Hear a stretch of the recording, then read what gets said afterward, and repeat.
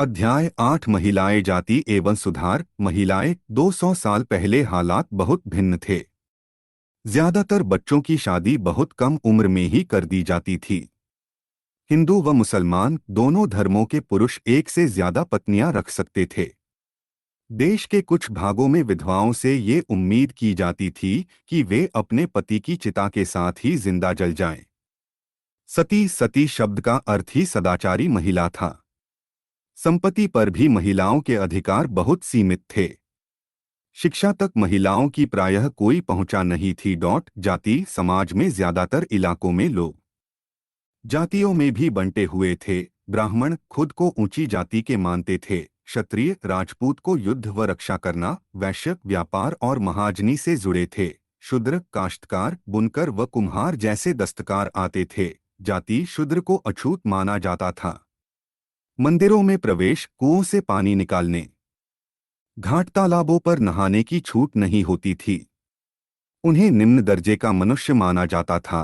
परिवर्तन की दिशा में उठते कदम। 19वीं सदी की शुरुआत से ही हमें सामाजिक रीति रिवाजों और मूल्य मान्यताओं से संबंधित बहस, मुबाहिसे और चर्चाओं का स्वरूप बदलता दिखाई देता है। सुधार। पहली बार किताबें, अखबार, पत्रिकाएं, पर्चे और पुस्तिकाएं छप रही थीं।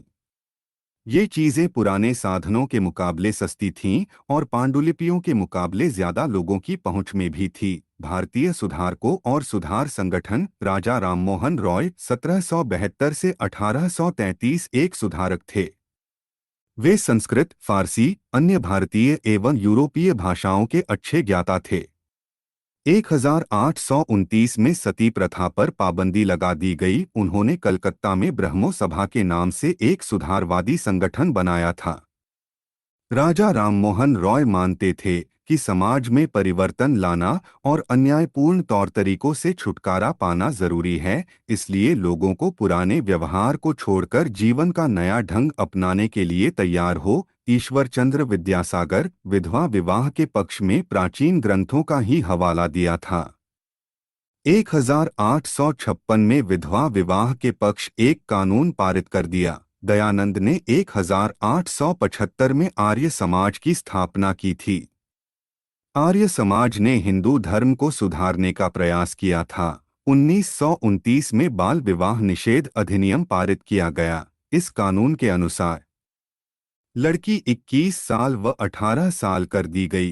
परमहंस मंडली जाति और समाज सुधार के लिए 1840 में परमहंस मंडली का गठन किया गया। समानता और न्याय की मांग। 19वीं सदी के दूसरे हिस्से तक गैर ब्राह्मण जातियों के भीतर से भी जातीय भेदभाव के खिलाफ आवाज उठाने लगे थे। उन्होंने सामाजिक समानता और न्याय की मांग करते हुए आंदोलन शुरू कर दिए थे। घासीदास सतनामी आंदोलन चमड़े का काम करने वालों को संगठित किया। हरिदास ठाकुर चांडाल काश्तकारों के बीच काम किया। श्री नारायण गुरु जातिगत भिन्नता के आधार पर लोगों के बीच भेदभाव करने का विरोध किया। ज्योतिराव फुले निम्न जाति नेताओं में ज्योतिराव फुले सबसे मुखर नेताओं में से थे। जाति आधारित समाज में फैले अन्याय व के बारे में अपने विचार व्यक्त किए। फुले के अनुसार ऊंची जातियों का उनकी जमीन और सत्ता पर कोई अधिकार नहीं है। यह धरती यहाँ के देशी लोगों की, कथित निम्न जाति के लोगों की है। 1873 में फुले ने गुलामगिरी गुलामी नामक एक किताब लिखी। अंबेडकर बचपन में उन्होंने इस बात को बहुत नज़दीक से देखा था कि रोजाना की जिंदगी में जातीय भेदभाव और पूर्वाग्रह क्या होता है। 1919 में भारत लौटने पर उन्होंने समकालीन समाज में उच्च जातीय सत्ता संरचना पर काफी लिखा। 1927 में अंबेडकर ने मंदिर प्रवेश आंदोलन शुरू किया, जिसमें महार जाति ने बड़ी संख्या में हिस्सा लिया। गैर ब्राह्मण आंदोलन। 20वीं सदी के आरंभ में गैर ब्राह्मण आंदोलन शुरू हुआ। ब्राह्मण तो उत्तर से आए उन आर्य आक्रमणकारियों के वंशज हैं जिन्होंने यहाँ के मूल निवासियों देशी द्रविड़ नस्लों को हराकर दक्षिणी भूभाग पर विजय हासिल की थी। उन्होंने सत्ता पर ब्राह्मणवादी दावे को भी चुनौती दी। ब्राह्मो समाज की स्थापना 1830 में की गई थी। केशव चंद्र सेन मुख्य नेताओं में से एक है। मूर्ति पूजा और बलि के विरुद्ध थी और इसके अनुयायी उपनिषदों में विश्वास रखते थे।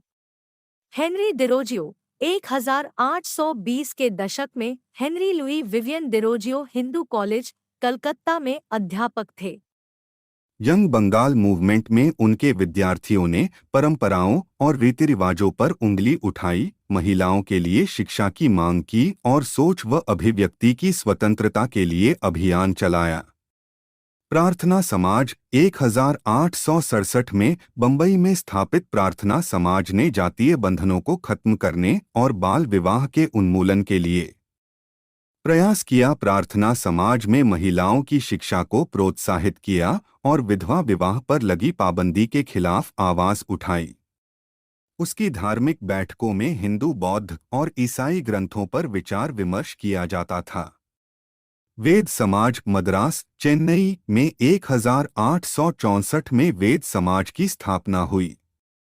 वेद समाज ब्रह्मो समाज से प्रेरित था। वेद समाज में जातीय भेदभाव को समाप्त करने और विधवा विवाह तथा महिला शिक्षा को प्रोत्साहित करने के लिए काम किया। इसके सदस्य एक ईश्वर के अस्तित्व में विश्वास रखते थे। उन्होंने रूढ़िवादी हिंदुत्व के अंधविश्वासों और अनुष्ठानों की सख्त निंदा की। अलीगढ़ आंदोलन सैयद अहमद खां द्वारा 1875 में अलीगढ़ में खोले गए मोहम्मदन एंग्लो ओरिएंटल कॉलेज को ही बाद में अलीगढ़ मुस्लिम विश्वविद्यालय के नाम से जाना गया। यहाँ मुसलमानों पश्चिमी विज्ञान के साथ साथ विभिन्न विषयों के आधुनिक शिक्षा दी जाती थी। अलीगढ़ आंदोलन का शैक्षणिक सुधारों के क्षेत्र में गहरा प्रभाव रहा है। रामकृष्ण मिशन और विवेकानंद। रामकृष्ण मिशन का नाम स्वामी विवेकानंद के गुरु रामकृष्ण परमहंस के नाम पर रखा गया था। यह मिशन समाज सेवा और निस्वार्थ श्रम के जरिए मुक्ति के लक्ष्य पर जोर देता था। स्वामी विवेकानंद 1863 से 1902, जिनका मूल नाम नरेंद्र दास था, उन्हें श्री रामकृष्ण की सरल दिशाओं को अपनी प्रतिभाशाली संतुलित आधुनिक विचारधारा से जोड़कर संपूर्ण विश्व में प्रसारित किया। 1893 में शिकागो में विश्व संसद में भाषण दिया।